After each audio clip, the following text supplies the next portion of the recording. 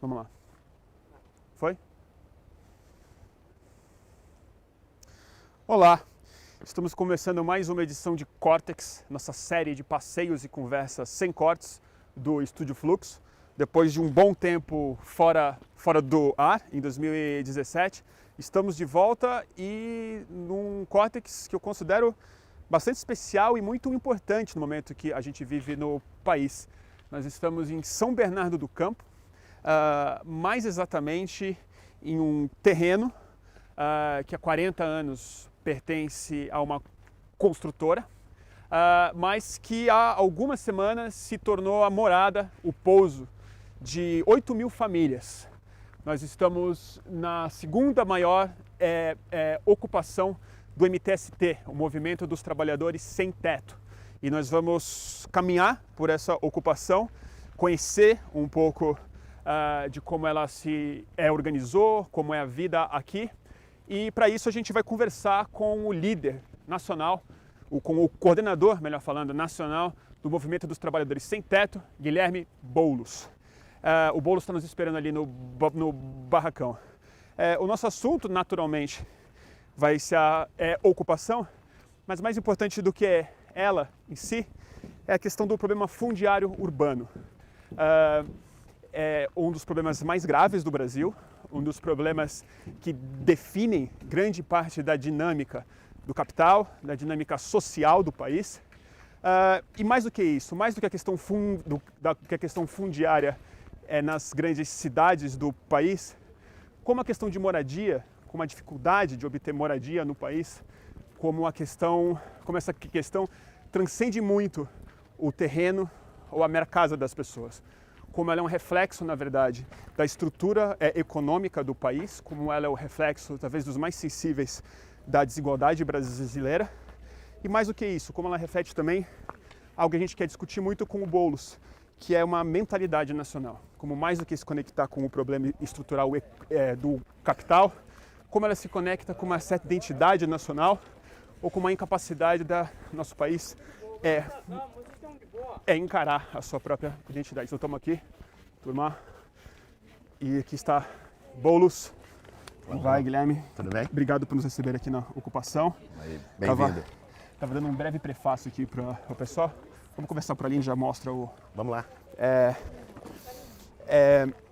Estava dando um breve prefácio aqui, mas queria começar com uma coisa muito básica, assim.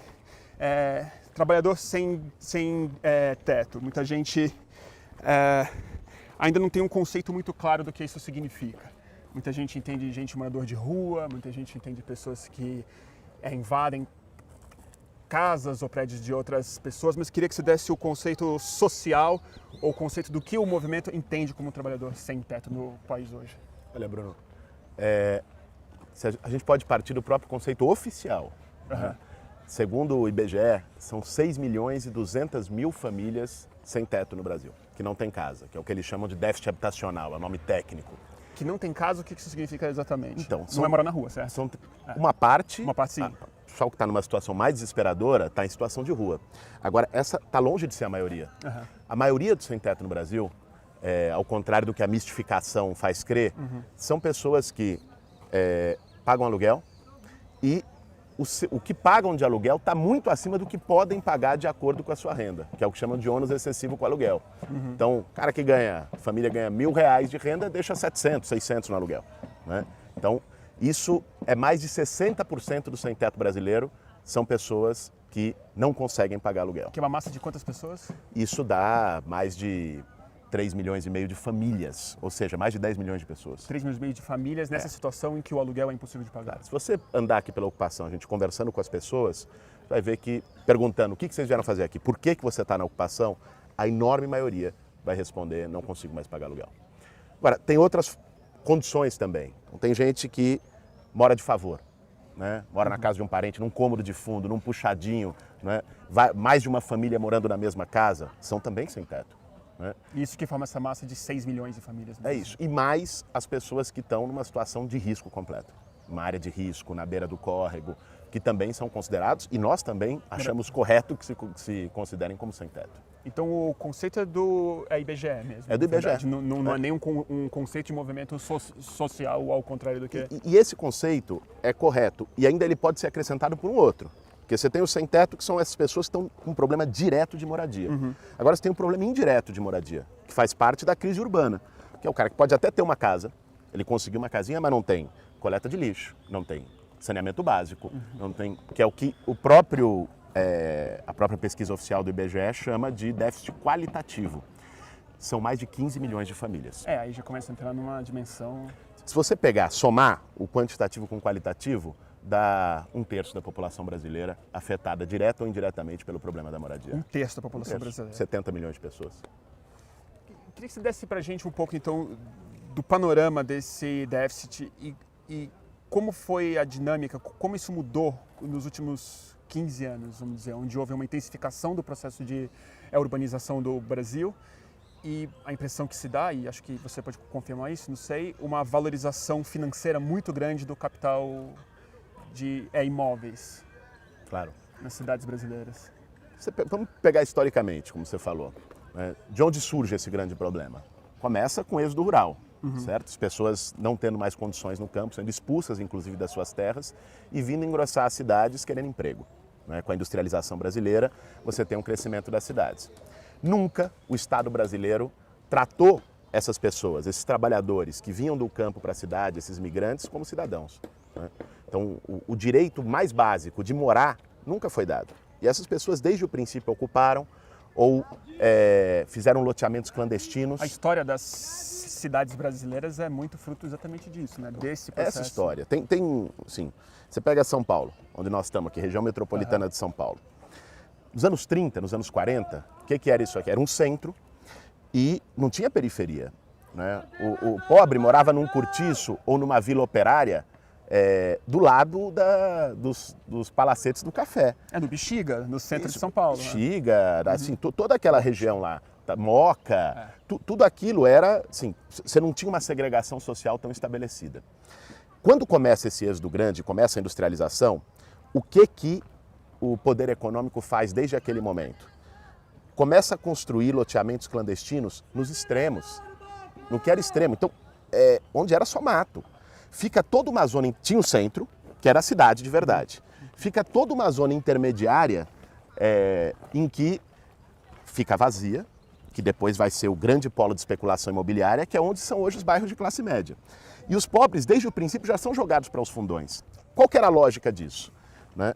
Você, deixando essa zona intermediária, ela se valorizava, porque, tudo bem, jogava o trabalhador lá em Itaquera, ou no Campo Limpo, no que era chácara, mato. Só que para o cara chegar de Itaquera até o centro para ir trabalhar todo dia, ele precisava passar por esse meio tempo, onde é Vila Matilde hoje, onde é Tatuapé. Ele precisava passar por isso.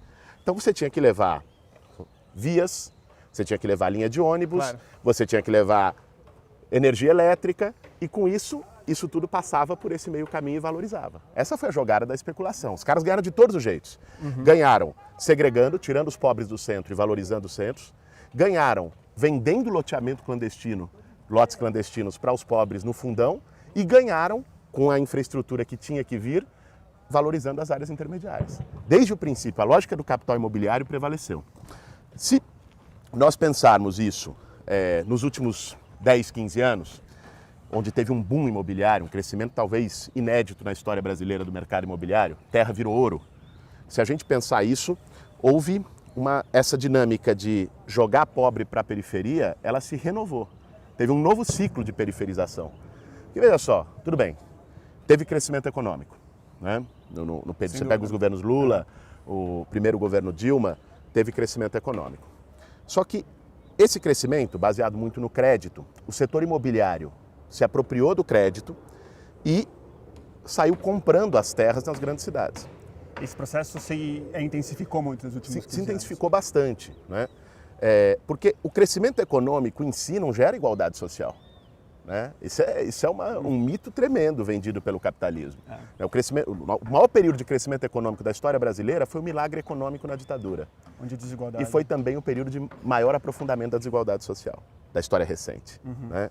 Então, se a gente pegar o crescimento dos últimos 10 anos, você teve um crescimento com um modelo um pouco diferente, né? Teve uma apropriação um pouco maior pelos mais pobres, mas no tema urbano não houve nenhuma regulação.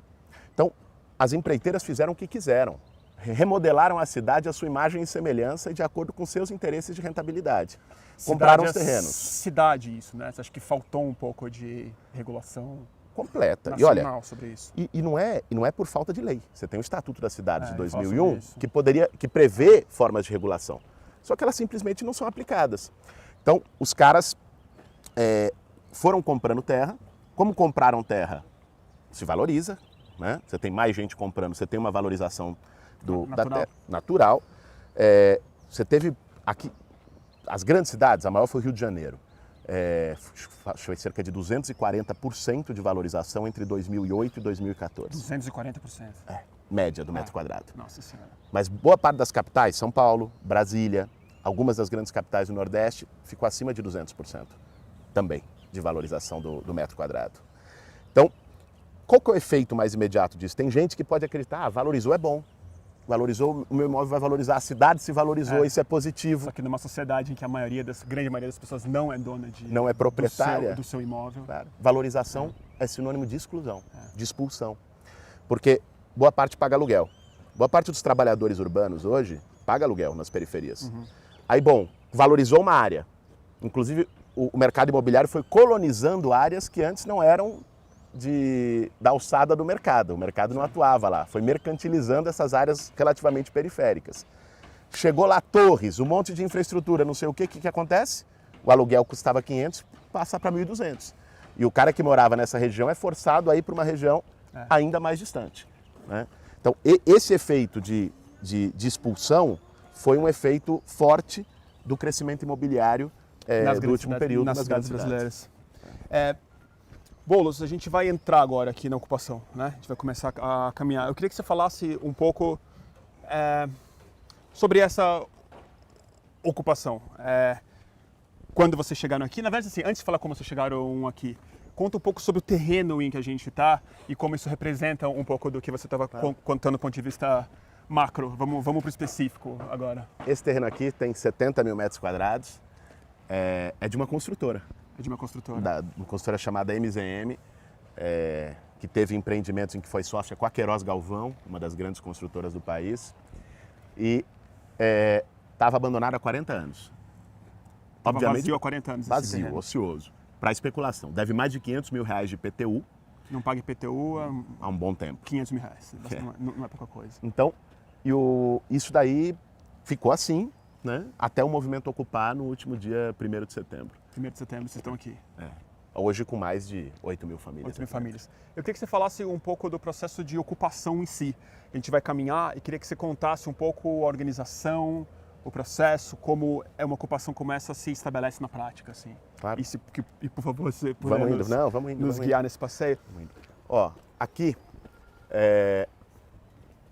quando o movimento entrou, as pessoas, elas vêm e montam seus barracos. Essa é a lógica de ocupação. A ocupação é aberta para quem quer que queira montar o seu barraco, quem quer que precise. O seu barraco aqui. Claro. Então, as pessoas que estão em situação precária de moradia, que não estão conseguindo mais pagar aluguel ou que já foram despejadas, vêm para a ocupação. Né? Em geral, pessoas do entorno, em que o movimento fez um trabalho antes de ocupar. Quer dizer, a ocupação não é um negócio, vamos lá e ocupa. Eu queria que você falasse um pouco sobre isso. Assim, qual que é o processo de construção social antes da ocupação também? Como essas pessoas se juntam ao movimento? Como é o trabalho de base? Quem que traz essas famílias? Como vocês chegam nelas? É um processo, primeiro, de pesquisa, de levantamento de terrenos que estão numa situação de não cumprir função social. É também um processo de trabalho nas comunidades da região para levantar demanda. Ali tem gente que está sem teto, que está numa situação precária e tal, se levanta essa demanda e, a partir disso, o movimento junta um grupo e ocupa. a gente não entra na primeira noite com todo mundo. Então, aqui nós entramos no dia 1º de setembro com 500 pessoas. Em uma semana tinha 5 mil.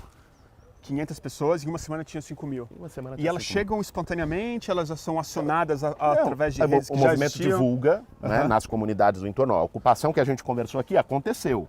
É naquele terreno tal. Quem tiver precisando, venha. Apareça. As pessoas vêm, montam seus barracos. E nem todo mundo mora aqui, dessas 8 mil famílias, Não, certo? porque Não dá, veja, né? as pessoas, inclusive é uma orientação do movimento. No sentido de que, porra, quem ainda tem algum lugarzinho, uma casa de aluguel, mesmo que não esteja conseguindo pagar, Só a Suzana passar aqui pra gente. e possa se manter nessa situação, ao invés de trazer criança aqui, ó, pro pé no barro, sem saneamento básico, sem nenhuma condição. A situação é difícil, né? Cara, nós vamos ver aqui, tem um monte de lona destruída por causa da chuva dos últimos 2 dias aqui. Caiu um temporal incrível. Então, não é razoável que o movimento chegue e fala, tem que morar todo mundo. Se a pessoa ainda tem um lugarzinho que ela possa ficar... Ainda tá naquele teto precarizado, precário, mas é melhor do o que do eles. aluguel, o de favor, mas que ela possa ficar por um período, né? Ainda segurar um pouco, o que o movimento orienta é faça seu barraco, participe da ocupação, participe das mobilizações da luta, que é essencial para que se possa ter uma vitória, uma conquista desse terreno, da moradia. Mas tem gente que não tem mais, tem gente que já foi despejada e veio aqui deixou os móveis na casa de um parente, na garagem de alguém e mora aqui, tá ficando. Então, essa é a dinâmica da ocupação. E ela tem uma organização interna, é muita gente. Então, isso aqui é uma das coisas mais importantes, né? Entender como é que um lugar desse, claramente tão precário, funciona de maneira tão harmônica e politicamente viável. Isso nos ajuda a entender a organização interna. Então, como que o movimento faz? O pessoal veio e fez os barracos. A gente divide em grupos, que são os Gs. Então, cada grupo tem em torno de 400 a 500 barracos. Então, aí você depois vai e enumera. Então, esse aqui é o G8, barraco 261. Esse é o endereço. Todo barraco tem um endereço na ocupação. E aqui é o dono do barraco. Aqui o pessoal ainda alguns colocam o nome e tal, identificando o seu barraco. E aí, quando reúne os Gs, a gente fala, ó, todo mundo que está com barraco marcado G8, isso no comecinho da ocupação. Vem todo mundo fazer uma reunião desse jeito. Ó, vocês são o G8. Cada G tem que ter a sua organização própria, que é uma auto-organização. Então, tem um coordenador específico então, desse... Elege os seus coordenadores. A gente coloca, explica o que é, explica a dinâmica do movimento, a organização, diz quem se dispõe aqui a ser coordenador. Pessoas levantam a mão, tem uma eleição, o grupo elege quem vão ser os coordenadores e cada grupo tem a responsabilidade de montar uma cozinha coletiva para que ninguém passe fome na ocupação, para construir uma rede de solidariedade. Isso funciona. Nessa ocupação, as 8 mil famílias que estão aqui, ninguém passa fome. Porque todo dia tem café, almoço e jantar. 3 refeições servidas na cozinha, obviamente gratuitas. De cada G. De cada G. E como que chega aí? Quem trabalha e não pode ajudar, tá trabalhando. O cara está no emprego, 8 horas por dia, chega na ocupação só à noite para participar da reunião, da assembleia. Quem está nessa situação, a gente coloca para as pessoas a proposta que contribuam com algum alimento. Então o cara traz um saco de feijão, farinha, arroz, alguma coisa para a cozinha. Quem tem mais condição e poder. Colabora com o mantimento. E quem não está trabalhando, ajuda no trabalho voluntário, cozinhando, lavando louça, trazendo água. Então, nessa dinâmica, a gente consegue manter as 3 refeições por dia em 19 cozinhas da ocupação. Aqui são 19 Gs. 19 Gs, 19 essa ocupação. Gs. Essa é a segunda maior ocupação do MTST? Hoje ela é a maior. Hoje é maior? Hoje ela é a maior. A da Palestina não está tão grande quanto essa hoje? Não, a da Palestina estabilizou em torno de 3 mil famílias. Ela já foi maior do que Já essa. foi maior no começo. Toda ocupação tem isso. Começa muito grande? Começa muito grande por quê? Porque muita gente vem, nem todo mundo consegue ficar. É sacrifício pra caramba. Não é fácil segurar a onda numa luta dessa por mês. A Palestina está há 4 anos. 4 anos. 4 anos na ocupação do terreno. Né? Então não é uma coisa tranquila para as pessoas conseguirem, enfim, permanecer. Tem gente que não segura a onda, não aguenta. Ou tem gente até que consegue melhorar um pouco a sua situação e aí não fica na ocupação. Tem de tudo. Queria que você falasse um pouco... Podemos dar uma paradinha? Claro, Só claro. para eu desligar esse telefone aqui que tá uma encheção. Ele tá pegando... Deixa eu perguntar, Boulos. O terreno daqui, ou os outros terrenos, eu queria que você explicasse um pouco como tensionamento político prático? Qual é a demanda específica de uma ocupação como essa e o que significa ela ser bem sucedida? O que significa uma solução desse problema satisfatória para o movimento e como isso se dá na prática do enfrentamento aí sim jurídico e político? A gente briga primeiramente para conquistar o terreno, para ganhar o terreno. Uhum. Existem hoje, do ponto de vista... E aí a escolha desse terreno é muito em função da fragilidade jurídica dele. Também. Esse é um ponto que a gente considera. Da função social não está sendo Mas sobretudo de não cumprir a função social. Uhum. Né? Porque o pessoal fala muito, invasor, direito à propriedade. Agora esquecem uma coisa, que na Constituição brasileira o direito à propriedade está lá, mas ele não é absoluto. O direito à propriedade está condicionado ao cumprimento da função social. Uhum. A mesma Constituição que diz que as pessoas têm direito à propriedade, ela diz que a propriedade não pode ficar ociosa e abandonada, que ela tem que cumprir uma função social. Então, a ocupação não é ilegal. Né?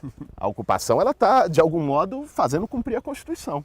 Né? Na medida em que o Estado não cumpre, não fiscaliza a função social em nenhum dos seus níveis, a ocupação é uma denúncia disso. Né? Então, qual é a briga que o movimento faz uma vez que ocupa? É exigir do poder público ou a desapropriação do terreno, melhor a gente descendo por lá, ou a desapropriação do terreno, né, que é prevista por lei, é uma possibilidade, em especial quando não cumpre função social, o Estatuto das Cidades diz, uma área que está vazia, sem cumprir função social, ela tem que ser notificada pela prefeitura. Uhum. Notificou, deu um ano, o proprietário não fez nenhum projeto para a área. Não apresentou uma proposta. Nada. Uso. Aí começa a incidir IPTU progressivo. Tem 5 anos de IPTU progressivo. Depois de 5 anos, se não foi feito nada, o Estado pode desapropriar a área numa desapropriação sanção, que é pagando com título da dívida pública, enfim. Muito pouco vantajosa para o proprietário. Para o proprietário, porque a lei de desapropriação brasileira é uma festa para o proprietário, é uma farra, o cara recebe em preço de mercado. Tem cara que gosta de ser desapropriado. Tem cara que até prefere, né? O Estatuto das Cidades, ele cria essa relativização. Você sabe quantas vezes foi aplicada a desapropriação sanção no Brasil? O Estatuto das Cidades é de 2001. Talvez caiba nessa mão. É mesmo. Por quê? Porque os caras não startam o processo. Não 16 anos não tem a notificação. Não tem a notificação. Então, e esse é um problema jurídico ou executivo da prefeitura? Ou uma junção dos dois? É um problema político da prefeitura, porque por que as prefeituras não notificam? Quem que financia a campanha delas? Né? Isso é uma coisa, né? Como que o capital imobiliário está moldando de fato a política pública urbana no país, né? Não, claro, historicamente sempre moldaram. E isso só se aprofunda quando eles se empoderam mais. Né? E eles se empoderaram muito no último período. É isso que é central da gente entender. Essa turma se tornou a grande vanguarda do capitalismo brasileiro. No mundo inteiro isso aconteceu também. Então, não é um processo do capitalismo, uma outra fase do capitalismo também? Então, eu acho que passa por isso, mas em alguns países aconteceu mais do que outros. Né? Tem alguns países, na Europa, a Espanha é muito forte o tema do capital imobiliário. Tanto é que a grande mobilização social lá no período do movimento dos indignados, o que estava em jogo eram as hipotecas. Né? Sim. As pessoas sendo despejadas, porque tem um capital fortíssimo da construção civil. De algum modo, isso como você disse, no mundo todo, o movimento mas do capital. Em alguns lugares isso é mais forte. E tem um outro componente, né? Porque, assim, quando você fala da Espanha, o problema nos Estados Unidos, que isso também está acontecendo, você está falando de uma sociedade de classe média, já muito bem acostumada com o bem-estar social, que sente uma precarização na sua capacidade de pagar. Você está falando de um país onde, historicamente, a maioria das pessoas nem chegaram nesse ponto de classe média. A gente tem uma questão aqui que é uma desigualdade em outra camada, né? O capitalismo brasileiro é o capitalismo Casagrande, né? Então, sempre foi um nível de espoliação dos trabalhadores acima de qualquer padrão. Tanto é que os níveis de desigualdade por aqui são abismantes. Né? Recentemente, aquele levantamento da Oxfam saiu faz 3 semanas. 6 bilionários têm mais do que 100 milhões de pessoas. Quer dizer, esse é o capitalismo brasileiro. Esse é o retrato do capitalismo brasileiro. Aqui tá meio congestionado. Tá. Vamos por ali? Acho que a gente dá a volta para cair lá embaixo. Então, nisso, Isso inclusive se reflete na maneira como a elite econômica e setores das próprias classes médias lidam com a luta social, né? Porque por aqui, em outros lugares o capitalismo fez reforma agrária, em outros lugares o capitalismo fez reforma urbana, em outros lugares você tem sistemas tributários muito mais equilibrados e justos do ponto de vista de quem tem mais pague mais. E ainda num grande capitalismo, ainda claro, na não é socialismo, lógica, não é bolivariano, é capitalismo, certo? Capitalismo europeu, capitalismo norte-americano, né? Agora, aqui, falar em reforma urbana é falar em revolução socialista, em cortar cabeças. Porque... Eu ia te perguntar isso. Pra você ter uma ideia, aqui nós temos prédios. Esses prédios que não são prédios da grande elite brasileira, são prédios de classe média de São Bernardo. É classe média mesmo. Classe média. Aqui tem pessoas que foram metalúrgicas, enfim. Aqui teve um enorme enfrentamento dos prédios com a ocupação. Imagina. Chegou a ter um tiro, inclusive. Um cara... Teve um tiro aqui. Daquele prédio atrás da árvore, né? Um cara do 7º andar pegou, meteu uma espingarda e meteu um tiro de chumbo no braço de uma pessoa aqui. Atirou em várias pessoas, tinha criança andando aqui na ocasião, foi numa tarde de final de semana. Isso é a expressão do nível de intolerância com a luta social, da ideia de subcidadania, né? O Gessé Souza fala disso, quer dizer, tem os subcidadãos, que são invisíveis, que são desprovidos de qualquer direito, e essa ideia, que é uma ideia própria de um capitalismo espoliador, de um capitalismo rançoso, como brasileiro, ainda, colonialista, como brasileiro, ela se expressa muito, tanto no caráter do Estado, quer dizer, nas políticas sociais, como na maneira como tratam as ocupações de terra e o movimento social. Eu ia te perguntar isso, justamente, porque é muito comum a gente discutir o papel do grande capital na formulação dessas políticas, em como ele exerce pressão de fato, como ele tem poder de fato para manter essa política do jeito que ela é. Mas existe isso que você começou a falar que me interessa muito ouvir mais de você. A mentalidade, na verdade, que talvez seja o problema mais importante nisso tudo. Quer dizer, como que o Brasil encara a si mesmo e como que uma classe média, que não é exatamente dona do capital, né, se entende como cidadã frente a uma situação como essa daqui, né? A gente vê, ou pelo menos isso é muito interessante conversar com você, porque você é de movimento social e você está aqui no mundo real mesmo. Isso aí tá mas ruim, né? A gente sente vamos conversar aqui um pouquinho só rápido. A gente sente na conversa pública, rede social, internet, artigos e tal, o conservadorismo, ou mais do que conservadorismo, uma fobia da esquerda subindo muito rapidamente no Brasil. Uma simplificação da coisa e uma demonização de movimentos sociais que vem de uma mentalidade de classe média mesmo, vem da mentalidade de gente que comprou o seu apartamento e tal. Eu queria que você pensasse um pouco sobre isso, assim, como você sente isso no movimento, para quem não está na rede social só lendo o MBL, mas para quem vive isso na prática, o convívio com a vizinhança, como essas famílias sentem isso. Claro. Primeiro, Bruno, nós temos que ver o seguinte, a ascensão social que criou a suposta nova classe média, que na verdade são trabalhadores registrados, durante os governos do Lula em especial, essa ascensão ela se deu de uma maneira totalmente despolitizada. Acho que o problema, às vezes você tem uma crítica na esquerda, ascensão pelo consumo.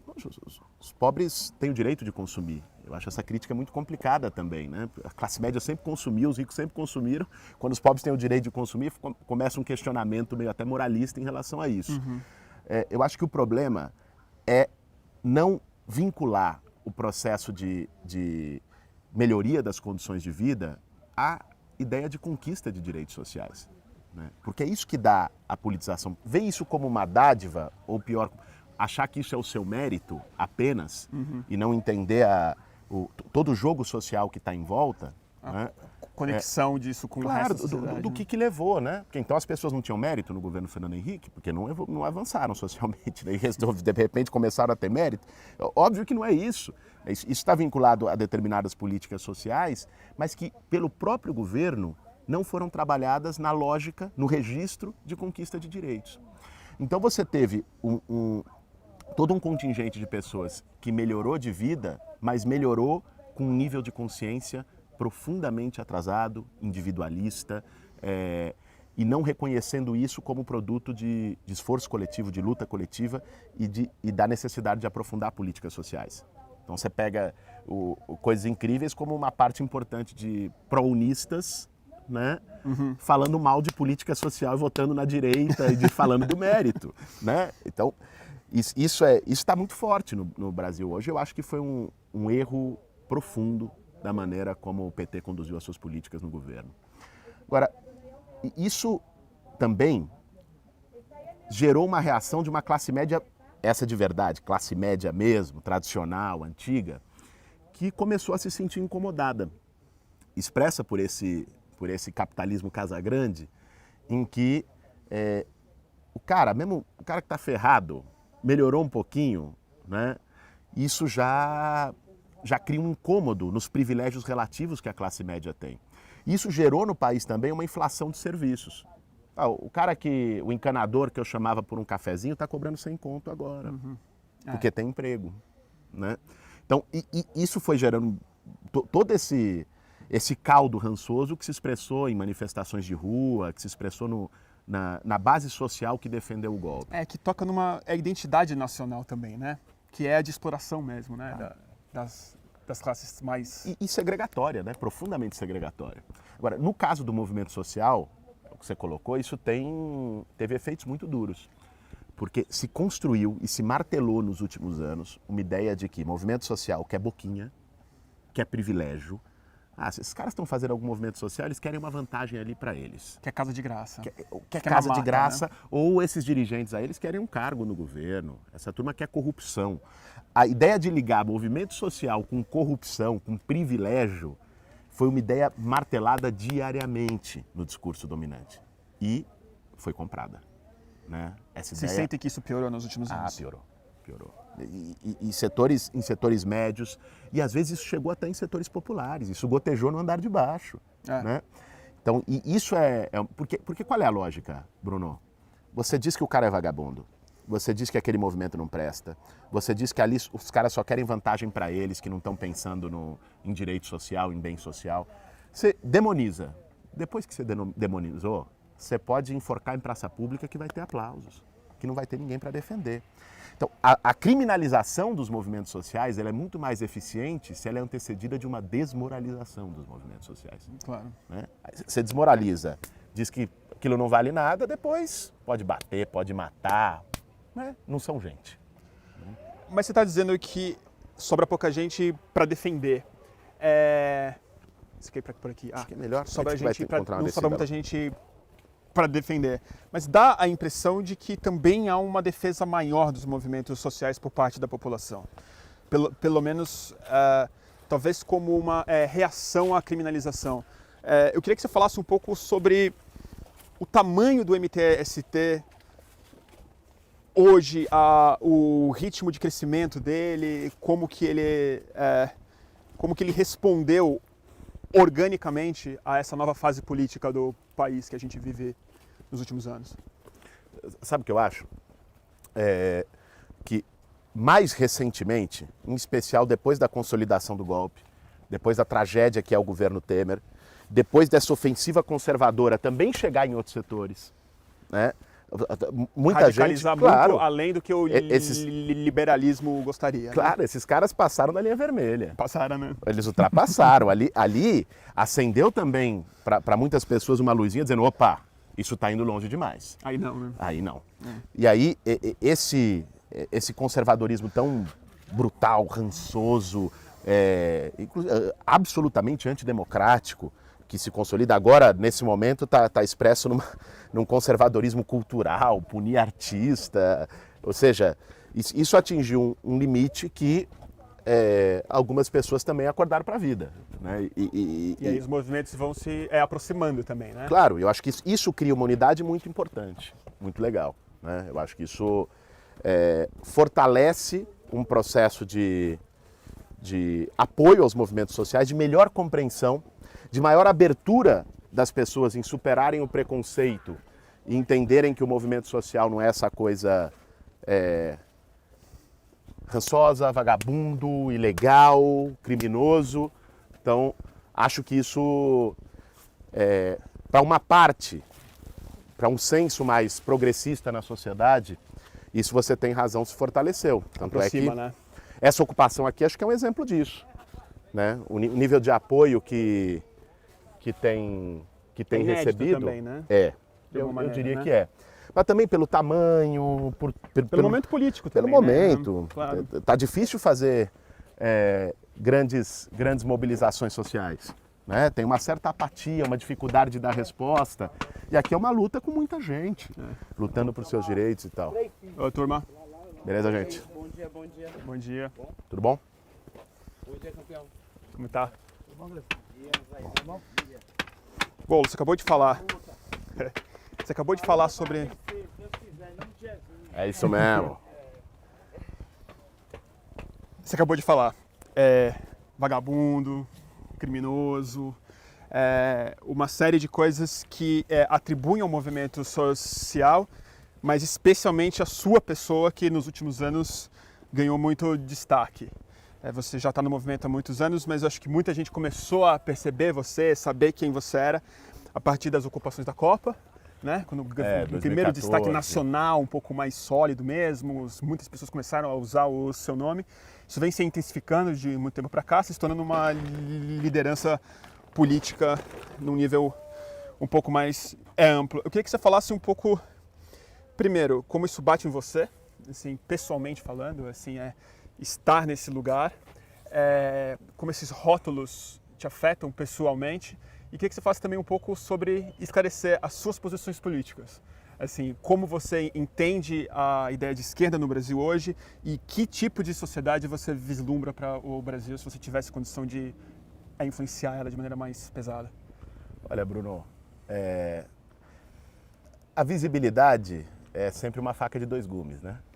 Porque te permite falar para mais gente daquilo que você acredita, expor suas ideias, e acho que essa visibilidade também foi uma visibilidade do MTST, claro, sobretudo, né? E permitiu que um movimento tão expressivo e tão simbólico hoje da realidade brasileira fosse mais visto, né?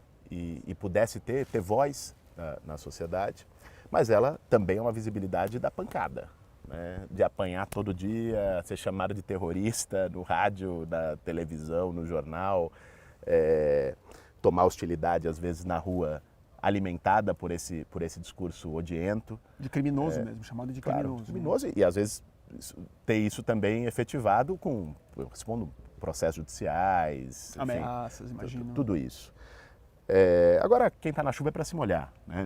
Também não entrei, quando eu entrei no movimento há 16 anos atrás, comecei a militar, vim morar numa ocupação lá em Osasco, e em toda a minha trajetória de militância no MTST, não foi buscando aplausos e flores. Eu sabia que viria luta, pancada, né? É parte do jogo, é a luta social, é a luta de classes, ela aí, né? Voltando firme e forte, ela está aí, ela existe, né? Então, isso não me afeta num sentido de dizer, pô, desistir, não dá, tomar muita pancada, não dá mais. Evidentemente não, cá estamos na ocupação. Pois é, mas é claro, é parte do jogo, né? Eu acho que o que a gente deveria brigar é para que esse jogo tivesse regras minimamente num ambiente democrático, é o que não está se tendo hoje no Brasil, né? A intolerância está superando qualquer limite, e até o debate público muitas vezes fica interditado por isso. Agora, o MTST, nós sempre dissemos isso foi explorado às vezes pela direita, né? É um movimento que luta por moradia, organiza as pessoas por lutar por moradia, e isso para nós é o ponto de partida, né? E é um compromisso que o movimento tem com as pessoas que se juntam a ele, mas o movimento tem um entendimento, e eu como parte do movimento também, de que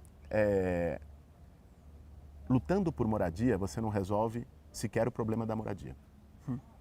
O problema da moradia está conectado com uma série de outros problemas sociais que é preciso enfrentá-los para resolver a própria moradia para todos. Se você ficar só moradia, quero casa, construir casa, vamos fazer uma ocupação e ter um conjunto habitacional, né?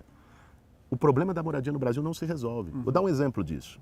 Minha Casa Minha Vida, que é o maior programa habitacional da história do país. Tem um monte de limite, de contradição. O movimento falou muito sobre isso já, mas tem o mérito de ter construído milhões de casas no país. O déficit habitacional durante o Minha Casa Minha Vida, nas grandes regiões metropolitanas, não diminuiu. Minha Casa Minha Vida construiu 2 milhões de casas e em várias partes do país o déficit aumentou ou permaneceu igual. Então, Minha Casa Minha Vida funcionou mais como uma redução de danos do que uma solução do problema. Mas por quê? Porque a cidade, naquela lógica que a gente conversava de aumentar, valorizar a especulação imobiliária, então você cria novos sem-teto que não conseguem pagar aluguel. A cidade é uma máquina de criar sem-teto nessa lógica. Então, não basta construir sua casa para chegar na nossa questão aqui de projeto, né? Então, para o próprio MTST, seria uma reivindicação muito tacanha e limitada ficar só na casa. Então, é também um movimento que luta pelo direito à cidade e vai pensar uma nova lógica de cidade que não seja moldada pelo capital imobiliário. E é um movimento que também entende que essas pautas, na configuração atual do capitalismo brasileiro, não vão ser atendidas. Eu não tenho nenhuma ilusão que com esta configuração retrógrada do capitalismo, né, com esse 1% de oligopólios financeiros que mandam no país e que não permitem nenhum tipo de política social mais ousada, porque sem medidas que efetivamente botem o dedo na ferida, não se reverte o problema da desigualdade no Brasil. Que medidas eu estou falando para entrar num tema de projeto? Primeiro, o tema tributário. Nós temos uma das estruturas tributárias mais regressivas do mundo, né? Rico praticamente não paga imposto no Brasil. Você tem esse discurso de que brasileiro paga muito imposto. A maior carga tributária do mundo, dizem. O que não é verdade. Não é verdade, né? Mas, em parte, o discurso de que brasileiro paga muito imposto faz sentido, porque o trabalhador brasileiro e setores da classe média pagam, de fato. Né? Porque o consumo. Claro, 51% de toda a carga tributária brasileira é sobre o consumo. 20 e tantos por cento sobre a renda e 4% sobre propriedade. Num dos países com maior concentração de terra do mundo. Né? Dono de terra não paga ITR, que é o Imposto Territorial Rural. E você sabe, toda a arrecadação de ITR no Brasil, em um ano, é menor que a arrecadação de IPTU da cidade de São Paulo. Você está brincando. É verdade. Por quê? Porque o ITR é autodeclaratório, o cara declara pelo tamanho da sua terra quanto vai pagar, não tem fiscalização e os caras só negam. E depois tem refis da bancada ruralista. O século XIX ainda não chegou, né? A gente ainda pois é pré-capitalismo. Na capitania ainda, então você veja, um sistema tributário é pré-capitalismo, vergonhoso. É isso que não se compreende tanto sobre o Brasil. Ele nem capitalista racional tanto ele é, né? Enfim, não que também. O capitalismo racional está se perdendo no mundo. Está se perdendo no mundo também. Você está num nível. O novo regime de acumulação financeira que se intensifica após 2008, ele aprofunda uma contradição entre capitalismo e democracia. O capitalismo se torna cada vez mais incapaz de conviver com democracia. Né? Eu te pergunto porque ele se torna muito espoliador. E esse conflito é o que está aparecendo no mundo de maneira muito clara. Você acha que esse conflito se resolve na democracia? Ela parece um sistema viável para se resolver? Depende de que tipo de democracia. Eu acho que ele se resolve com um aprofundamento da democracia, botando o povo no jogo. Né? Com democracia, com participação, com mecanismos de democracia direta também. Porque vê só, entrando aqui, vamos falando, eu quero depois voltar nesse tema do projeto que você colocou, que é ser de esquerda no Brasil. Eu vou te perguntar isso. Mas estamos no mesmo caminho. O que nós temos hoje no mundo? O tema da democracia. Nós temos uma profunda crise de representação. Né? Não é só aqui. O problema da antipolítica, de não se sentir representado pelo Estado e pelos governos, é um fenômeno mundial. Né? E nós temos respostas surgindo a isso internacionalmente. Quando a democracia é incapaz de representar, de coesionar a sociedade, ou esse modelo de democracia liberal se torna incapaz de coesionar a sociedade também por conta da crise econômica, né? Porque o abismo aumenta no mundo inteiro, claro. Que tem? Você tem o fenômeno da antipolítica, né? Se política não vai, que é legítimo. É compreensível que as pessoas não queiram saber de política.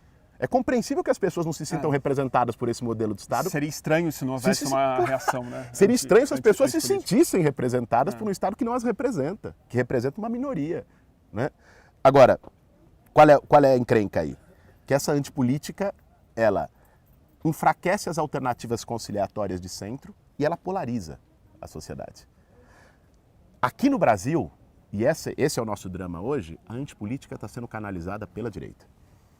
O ascenso da direita, o fenômeno Bolsonaro, o fenômeno Dória, né?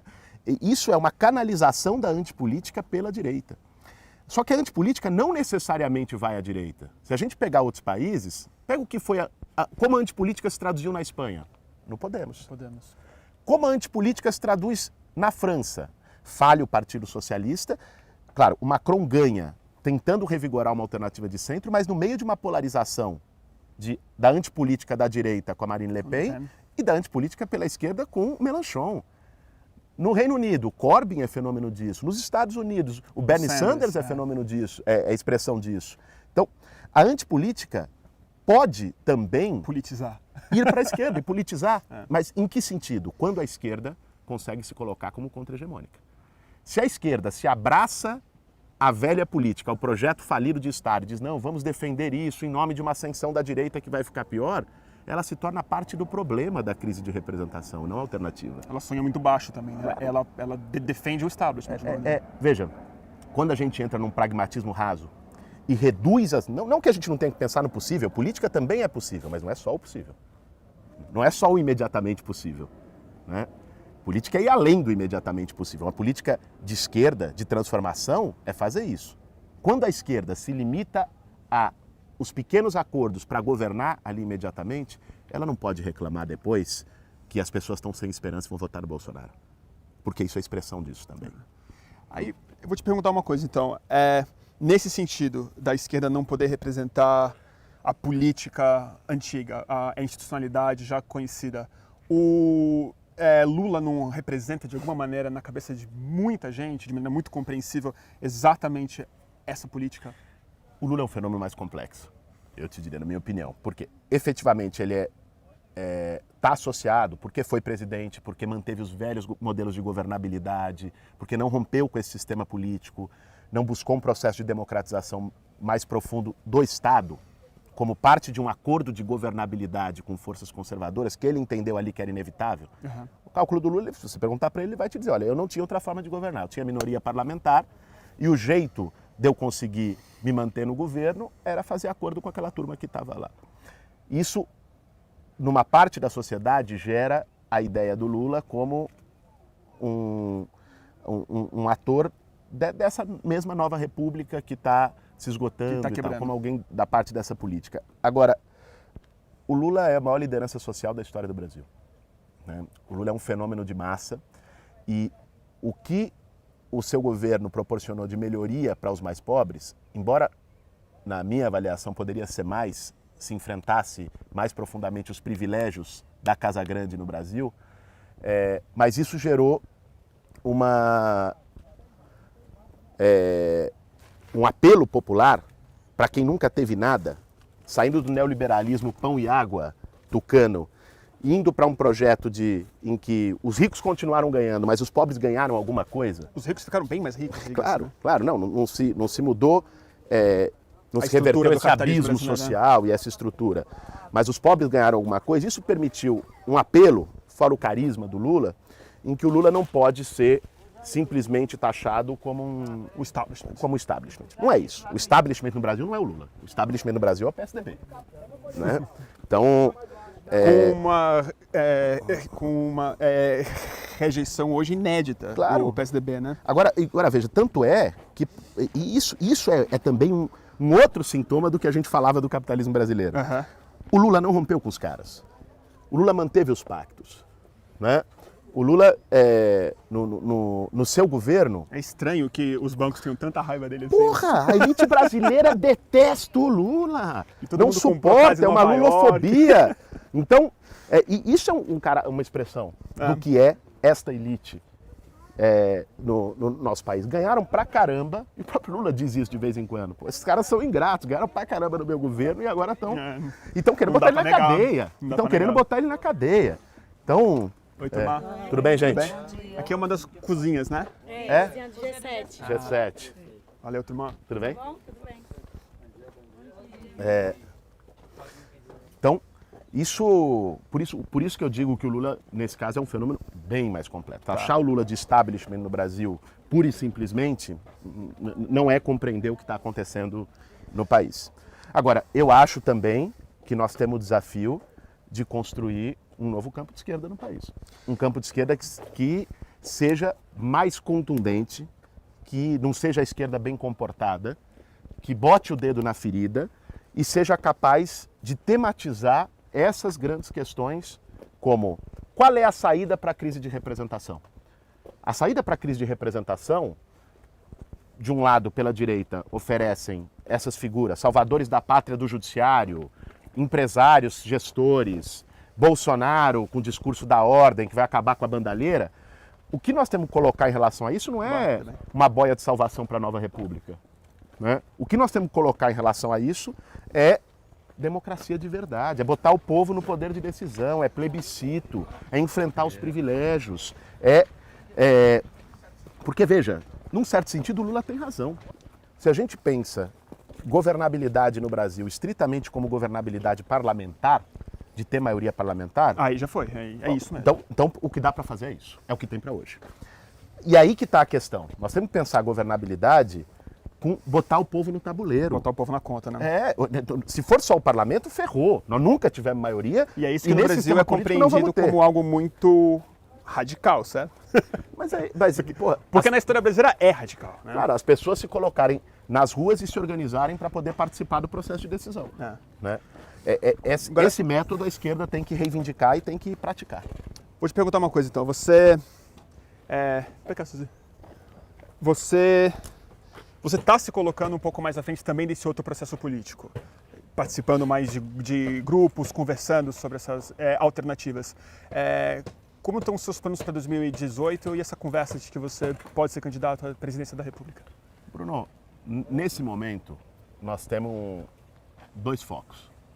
Quando eu digo nós, eu e o grupo, o movimento, a direção do movimento, a Frente Povo Sem Medo, que é o processo de mobilização, é isso aqui, é pé no barro, né? Organizar a luta social no Brasil, tentar construir uma resistência. Nós temos um projeto de desmonte nacional em curso que é inédito. É uma regressão em termos sociais, de direitos, em termos democráticos, né? Nós estamos aqui conversando, antes de ontem os caras leiloaram 8 blocos do pré-sal. A preço de banana. A 6 bi, que foi menos do que gastaram para salvar o Temer em emenda parlamentar. 1/5.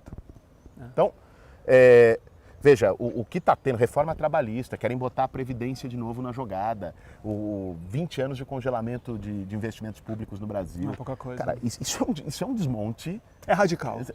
Isso é radical, isso é extremista. Isso é profundamente radical e extremista. Então, o equivalente a isso na esquerda era quase um processo de revolução mesmo, né? Era quase que a expropriação os caras da propriedade privada. Eles falaram, chega de conciliação, agora é o capitalismo da espoliação sem limites. Né? Vamos acelerar. Vamos voltar para a acumulação primitiva. Essa é a expressão do governo Temer, esse é o programa do golpe. Esse é o programa que deu o golpe no Brasil. E deu o golpe não à toa, porque não passaria pelo crivo eleitoral um programa como esse. Né? Agora, num momento como esse, nós temos que... Uma esquerda que faça honra ao seu nome precisa tentar estar construindo mobilização, né? E não antecipando um processo de debate eleitoral para o ano que vem. Né? Eu acho que nós temos que tentar. As nossas ocupações são parte disso. A tentativa de estar nas ruas construindo é parte disso. Não é fácil. Tem um cansaço também, tem uma apatia. É verdade que tem. Né? Foram 2 anos de muita intensa mobilização social. Nós fizemos há 6 meses atrás a maior greve geral da história do Brasil. E as pessoas foram indo para a rua e não viam resultado. E aí isso gera uma descrença, isso gera um desânimo, uma desesperança, que é fortíssima hoje. Mas nós temos que tentar manter a bandeira levantada. E esse é um esforço chave. Agora tem uma segunda coisa, que é discutir rumo. Porque também fazer só resistência na defensiva e não poder apontar para algo que mova as pessoas e que resgate esperança, não dá. E isso nós estamos fazendo através da plataforma Vamos. Né, que são debates que estão acontecendo no Brasil inteiro, né, já ocorreram dezenas de debates em praça pública para discutir um projeto de país. Né? Discutir economia, discutir poder, discutir... Agenda mesmo.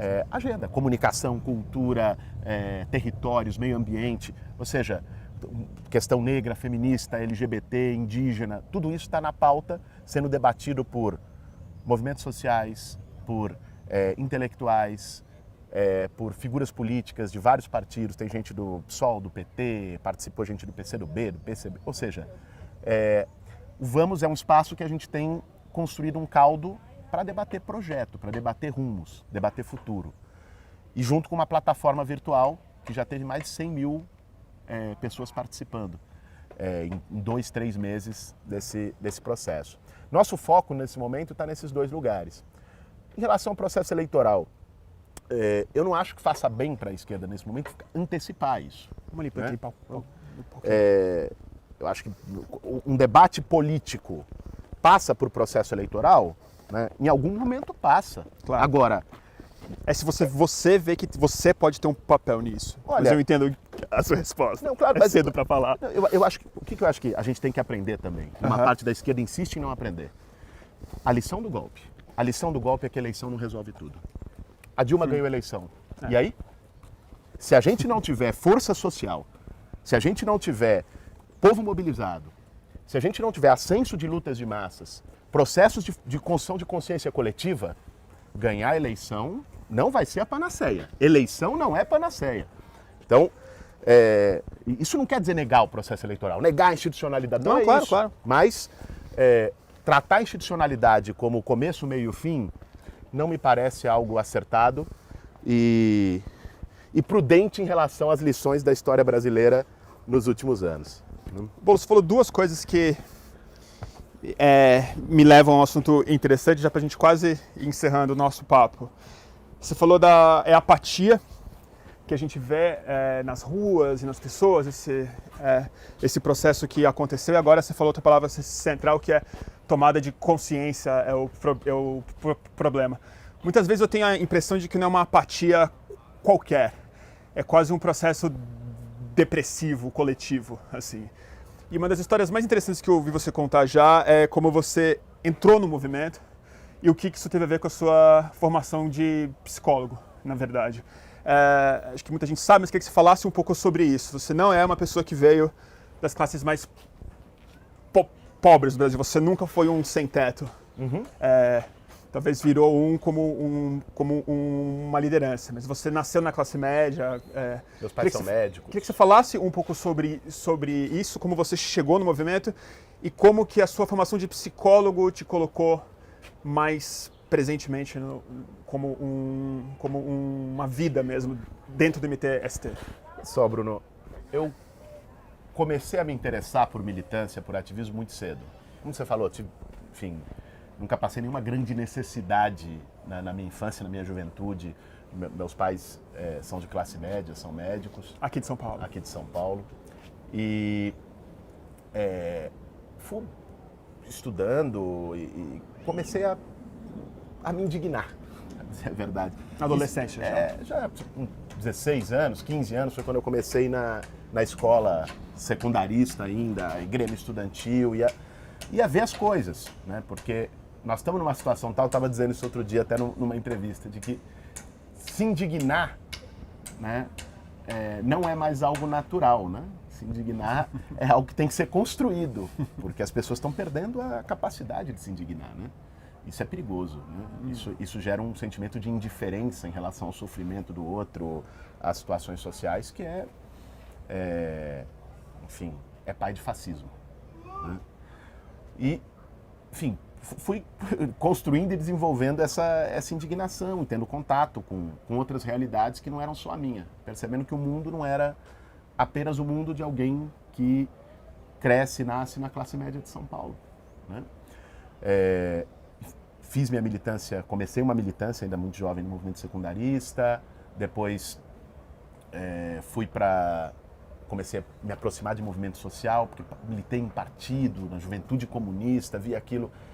E o que me deixava também um pouco com o pé atrás, na esquerda partidária como um todo, era uma coisa de falar em nome do povo, em nome dos trabalhadores, mas não se dispunha a estar junto. Falar em nome, mas não escutava o que os trabalhadores de fato estavam falando. Era uma coisa meio esquisita, né? E que em uma parte permanece até hoje. Meio narrativo e não muito enfim, presente. e que não envolvia comprometimento, Entendo. sobretudo. Né? Envolvia uma coisa discursiva, doutrinária, mas não tinha comprometimento. E aí eu fui buscar movimento social. E esse período foi quando o MTST estava entrando na região metropolitana de São Paulo. 2001, 2002, eu vim para o MTST, comecei me aproximando, vendo, fiquei encantado com a potência que o movimento tem. E potência de libertação das pessoas, cara. Porque as pessoas chegam aqui querendo um lote. Um barraco, quero um lote, quero minha casa. Ponto, não quero saber de mais nada. E ao longo do processo, as pessoas vão descobrindo outras coisas. Ao longo do processo, as pessoas vão reconstruindo relações de solidariedade que talvez tenham sido perdidas na geração anterior. Né? Relações comunitárias. O que é as cozinhas coletivas aqui? Né? Que a gente, depois seria legal passar lá na hora do almoço. Né? É um negócio assim, de junção, assim, de reconstruir vínculo comunitário que foi perdido há muito tempo pelo capitalismo, por essa dinâmica do capitalismo. E fui o capitalismo como um modelo de comunidade, na verdade, como um modelo de falta de comunidade, não é simplesmente um sistema econômico, é um de desenraizamento. É um sistema mental, no fundo, também, Claro, né? claro, isso tem a ver. Eu fui morar numa ocupação do MTST e uma das coisas que eu fui morar em Osasco, fiquei um tempo na ocupação, passei para outras ocupações, e aí uma das coisas que nas ocupações sempre me gerou uma coisa era pessoas que vinham dizer, olha, eu estava deprimida, estava na cama, eu vim para cá, ó, joguei o Prozac no lixo. Isso aqui mudou a minha vida. E isso vinha aparecendo, em toda ocupação aparecia essa mesma intervenção recorrente. E nesse período, um pouco depois, eu fui para a Argentina para conhecer um pouco de perto o movimento piqueteiro. Fiquei um tempo na Argentina, pouco tempo, uns meses, 2 meses. E participei de reuniões lá e eu vi uma coisa que me encantou. Que foi, eles chamavam de grupos de reflexão. Eram psicanalistas que reuniam na quebrada, na periferia de Buenos Aires, para fazer um grupo de escuta. E as pessoas iam falando das suas vivências, aquilo era um momento catártico, as pessoas saíam outras dali. E eu falei, porra, tem coisa aí. Eu fui estudar psicanálise, fiz especialização em psicanálise, fiz escola lacaniana depois. Então você estudou psicanálise depois de entender já estava esse processo? Eu já estava no MTST. Entendi. Então você não era um psicólogo que se encantou com o processo psicológico, você se formei em encantou com o filosofia. processo psicológico e foi estudar psicanálise. Entendi. Foi essa trajetória. E aí eu fui depois querer entender de verdade isso e fiz o meu mestrado em ocupação sobre esse fenômeno, entrevistando pessoas que relatavam que estavam deprimidas, depois sentiram uma mudança com a ocupação e entendendo isso. E é incrível como tem uma coisa fortíssima de empoderamento. Dizer, olha, eu não tinha voz, eu não era ninguém, tem um relato que me marcou muito de uma das mulheres, entrevistei muitas mulheres, né? Isso é muito forte com as mulheres em especial. Eu valia menos que chinelo de R$1. Aqui eu descobri que eu posso ser o que eu quiser, eu posso ser a presidente do Brasil se eu quiser, ela dizia. Era uma coisa de ninguém me ouvia, ninguém me reconhecia, eu não tinha lugar, eu não tinha voz, eu era invisível. E aqui eu tenho voz, aqui eu tenho importância, aqui eu ajudo os outros, aqui eu tenho um espaço de conversa, aqui eu não estou sozinha. E nesse registro de reconstrução subjetiva, quase, porque o que o capitalismo faz com as pessoas, nas cidades em especial? A chata, a passiva, né? São um monte de gente sozinha no meio da multidão. Né? Não é à toa que a depressão se tornou uma endemia. Internacionalmente, em especial nos grandes centros urbanos. São Paulo com destaque. Uma pesquisa que saiu está como dos maiores índices de afastamento de trabalho. É o segundo indo para o primeiro rápido. Então, nisso a gente tem uma situação em que as ocupações também têm uma força de impacto subjetivo. Existencial também. É uma formação política existencial, claro, né? Claro. A vivência aqui é muito forte. Boulos, deu a nossa hora, nossa 1 hora completa, acho que já foi. Queria te agradecer muito. Bruno. Foi uma honra mesmo participar, conhecer a ocupação. Já que há muito tempo já queria conhecer uma, foi um prazer vir junto com você, conhecer o pessoal daqui. Agradecer, como sempre, Suzana, na direção, áudio, câmera, criação do programa, Filma ela, Raul. E hoje a participação mais do que especial do nosso querido amigo Raul Santiago. Ele, o mídia livrista, repórter do coletivo Papo Reto, e ele também foi um dos entrevistados do nosso segundo episódio de Cortex, lá no Complexo do Alemão. Então é uma honra estar com um dos maiores mídia livristas do mundo, na minha modesta opinião. Então, Boulos, Obrigado. muito obrigado. Valeu mesmo, Bruno. Avisar quem está nos Obrigado assistindo. pela oportunidade. Obrigado a você e agradecer quem está nos assistindo. Lembrando que sempre a gente aprecia muito quem gosta do nosso trabalho, colaborar em fluxo.net/doar, e deixamos vocês com a belíssima imagem do MTST em São Bernardo do Campo. E segue o fluxo, gente. Boa, legal. Obrigado, Boulos.